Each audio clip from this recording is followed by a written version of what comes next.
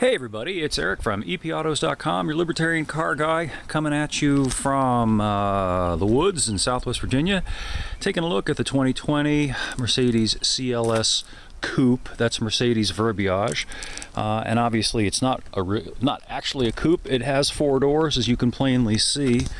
But the idea is that it has coupe-like styling, and Mercedes isn't the only manufacturer that's doing this, of course.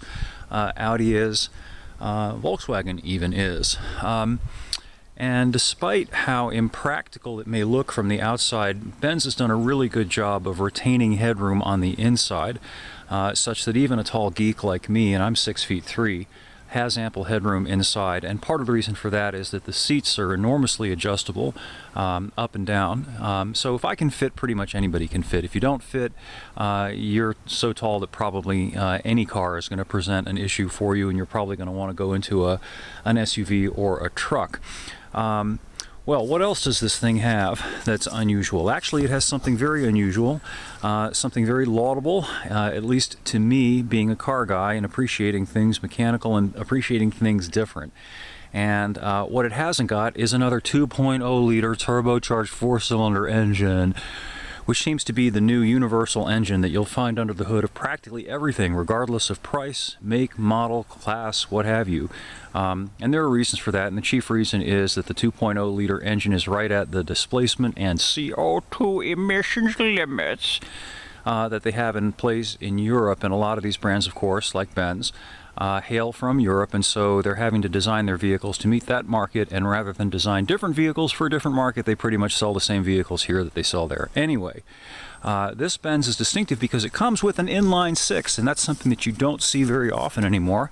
Let's see if we can see it underneath all of the various coverings that they generally put under cars nowadays. If I can even find the lever, they really make it hard to get at. I can remember when hoods used to be accessible from the outside. Of course, douchebag thieves have made that a non-starter. But anyway, underneath all of this plastic, as you can see, is an inline six-cylinder engine. Yay! For those of you not hip, the reason an inline six-cylinder is highly desirable is because it's inherently smooth, having six in a row as opposed to a V6, which requires a heavier external balancer. The inline six is a really free-revving light engine that also produces a really sweet sound, a distinctive sound too, something not like a 2.0-liter turbocharged 4. I just wish that Mercedes and a lot of other manufacturers too would dispense with these ugly plastic covers that they put on engines, which homogenize even a magnificent engine like this. They ought to be showing this engine off. This is something special. Instead, they've got this ugly plastic cover that looks almost exactly like the plastic cover that you'd find over any 2.0-liter engine. They try to give it some character by putting the little six pleats there to show you that it's a six, and various other things. But why not get rid of the ugly cover and have like a nice machined or anodized cam cover, something like that, or maybe even paint the engine so that you can pop your hood proudly and say, check it out, look what I've got.